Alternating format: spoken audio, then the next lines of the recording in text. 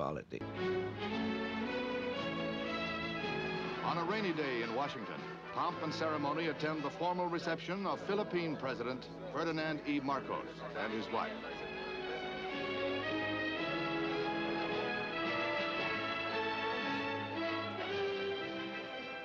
When Marcos took over in 1966, he looked pretty damn good to Lyndon Johnson.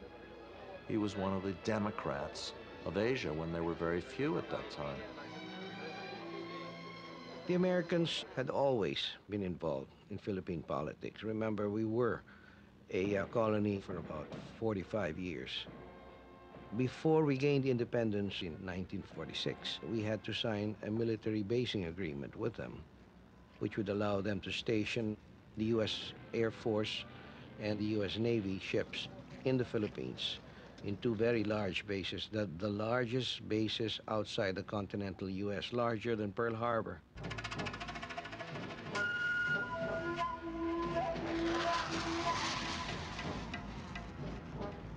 He knew how to play the bases card very, very well. He knew what the Americans wanted, and he tested how far he could push the envelope on his relationship with them, which he did. Boy, oh boy, oh boy, did he get a lot of money from the Americans in return.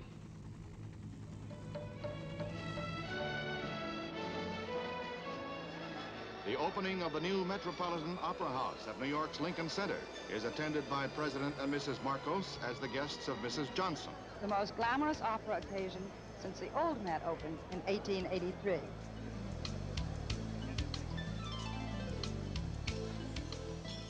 The American media went to town portraying them as the John F. Kennedy and the Jacqueline Kennedy of the Philippines, who were going to build some kind of Philippine Commonwealth. The myth really was kind of powerful, and it struck people that way. When Marcos became president, and I asked him, Ferdinand, now that you are president, I said to him, what is my role as First Lady? And he said, as president, I'll be the father of the country. I'll establish a strong house for the Filipino people. I'll build a strong house for the Filipino people, and you make it a home. So I reflected, what makes a home? Love. What is love when made real? Beauty. Culture. There was a crisis of identity. Who were we? Were we Japanese? Were we Americans? Were we Spanish?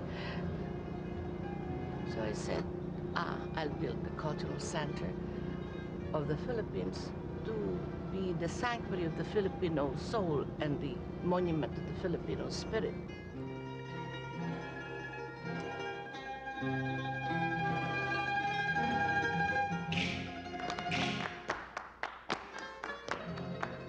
Well, I was one of those who rallied against the building of the cultural center, basically because the cultural center is just one big building that tried to compete with the Lincoln Center and other first world edifices of centers of culture.